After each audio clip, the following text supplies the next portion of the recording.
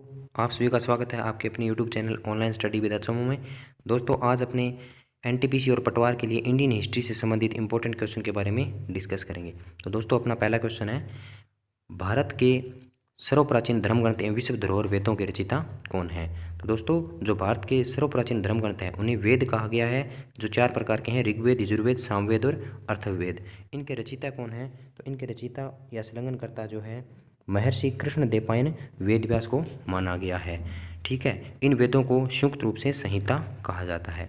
वेदित्री की संज्ञा किन किन वेदों को दी है। दोस्तों हमने आपको बताया कि वेद 4 प्रकार के होते हैं, ऋग्वेद, यजुर्वेद, सामवेद और अथर्ववेद। इनमें क्या है दोस्तों, ऋग्वेद, सामवेद और यजुर्वेद को 3 प्रकार के पदों में होने के कारण इनको वेदित्री कहा गया है, जबकि जो अथर्ववेद है उन्हें सबसे नवीनतम वेद है जो बाद के अंदर लिखा गया था।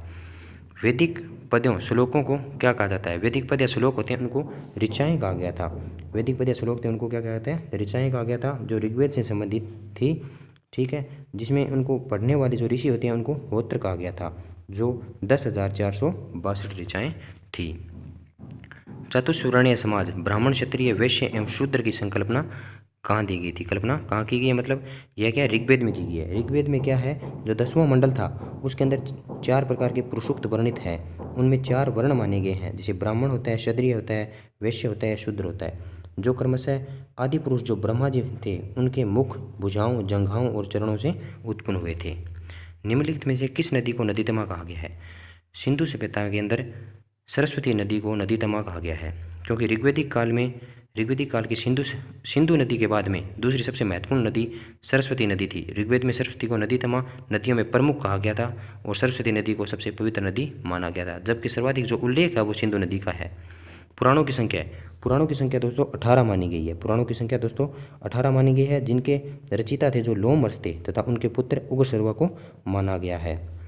ठीक है, ऋग्वेद में किस नदी का उल्लेख सर्वाधिक बार है, ये हमने बताया आपको भी, सिंधु नदी का हुआ, जबकि नदीतमा किसे कहा गया है, सरस्वती नदी को कहा गया है, सर्वश्रेष्ठ माना गया, जिनको पवित्र माना गया है।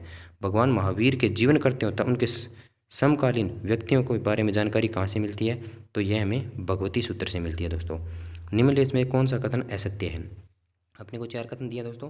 पहला कथन है, ग्राम संभवतः कई परिवारों के समूह को कहते थे जिनके प्रमुख को ग्रामीणी या प्रधान होता था। हाँ ये दोस्तों सही है। विष कई गांवों का समूह था, उसका प्रधान विषपति होता था, ये भी सही है। ऋग्वेद में जन शब्द का प्रयोग 4 बार, नहीं दोस्तों, ऋग्वेद में जन देश के लिए प्रयुक्त हुआ था, जिसे लगभग 275 बार इसका यूज हुआ था, जबकि जनपद शब्द का एक बार भी उल्लेख नहीं मिलता था। ऋग्वेदिक काल में राजा का पद आनुवांशिक हो गया था, सही है दोस्तों। ऋग्वेदिक काल में जो उत्तरवैदिक काल में जो आनुवांशिक नहीं था उसे ऋग्वेदिक काल में आनुवांशिक कर दिया गया था। इंडिका की रचना किसने की थी, तो इंडिका जो ग्रंथ है उसकी रचना मेगस्थनीज ने की थी। मेगस्थनीज ने क्या इंडिका की रचना की थी, और जो सेल्यूकस निकेटर का राजदूत था वो चंद्रगुप्त मौर्य के दरबार के अंदर आया था।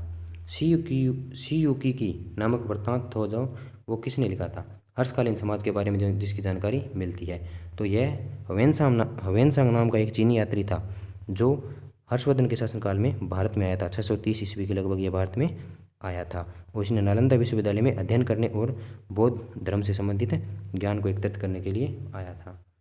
ठीक है, सही कूट का चयन कीजिए। परिवार के प्रधान को कुलुप या गृहपति कहा जाता है, परिवार के प्रधान को कुलुप या गृहपति कहा गया है, ये सही है दोस्तों। आर्य समाज पितृसत्तात्मक था, आर्य समाज पितृसत्तात्मक था, ये भी बात सही है दोस्तों। ऋग्वेदिक काल में एकाकी परिवार यानी एकल परिवार प्रथा प्रचलित थी, नहीं दोस्तों, ऋग्वेदिक परिवार काल में क्या था, संयुक्त परिवार प्रथा प्रचलित थी दोस्तों। ऋग्वेद का प्रथम व तथा 8वां मंडल सबसे अंत में जोड़ा गया था। ऋग्वेद का प्रथम मंडल सही है दोस्तों, ये बात भी, तो मतलब क्या है, पहला, दूसरा और चौथा इसके बिल्कुल राइट हो जाएंगे, इसका द आंसर हो जाएगा दोस्तों। किताब उल हिंद भारत की खोज के रचयिता कौन थे। किताब उल हिंद या भारत की खोज के रचयिता अल बरूनी थे, जो महमूद गजनवी के साथ भारत में आया था, और इनकी किताब को जो इन्होंने पुस्तक लिखी थी उन्हें किताब उल हिंद या तहकीक ए हिंद भी कहा जाता है। पुरातात्विक वेदों को केवल एक सिंधु स्थल पर मध्य नगर मिला, जो नगर दुर्ग के निचले नगर से भिन्न है। ये धोलावीरा के अंदर था। जिन इसमें क्या पूछा गया दोस्तों, जो पुरातात्विक उन्होंने कहा भी सिंधु सभ्यता के अंदर मध्य नगर मिला था, सिंधु स्थल में एक मध्य नगर मिला जो अन्य नगरों से भिन्न था, वो धोलावीरा के अंदर मिला था।